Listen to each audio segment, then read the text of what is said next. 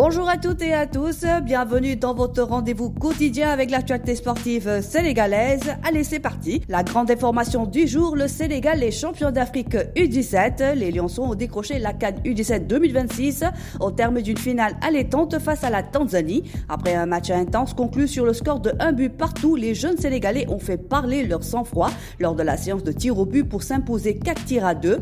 Un nouveau sacre continental qui confirme une fois encore la qualité de la formation sénégalaise et l'avenir prometteur du football national. Les Lionceaux montent sur le toit de l'Afrique et écrivent une nouvelle page de l'histoire du football sénégalais.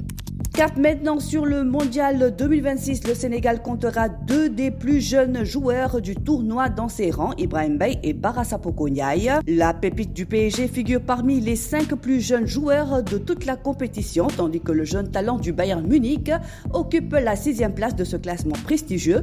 De jeunes lions qui seront très attendus aux États-Unis, au Canada et au Mexique et qui rêvent déjà de marquer l'histoire du football sénégalais. D'ailleurs, les numéros officiels des Lions ont été dévoilés par la FIFA. Sans surprise, Sadio Mané portera le numéro 10, tandis que Bara Sapoko Ndiaye hérite du numéro 22. Quant à Ibrahim Mbaye, il évoluera avec le numéro 20 pour sa première Coupe du Monde. Et une autre nouvelle arrive de l'infirmerie. Kalidou Koulibaly poursuit sa progression.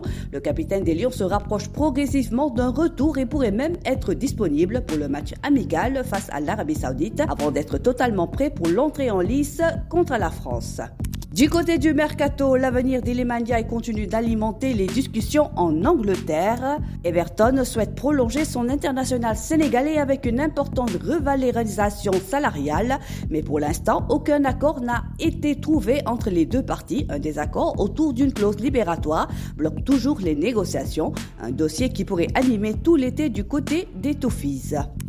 Et on termine avec une belle performance pour le Sénégal au championnat d'Afrique de taekwondo disputé à Bamako. Mohamedou Fadilou Mbaké a offert une nouvelle médaille au Sénégal. Après un superbe parcours dans la catégorie des moins de 50 kilos, il décroche la médaille d'argent continentale. Une performance remarquable qui permet au drapeau sénégalais de continuer à briller sur la scène africaine. C'est la fin de cette revue sportive de ce mercredi 3 juin 2026. Excellente journée à tous et vive le sport sénégalais.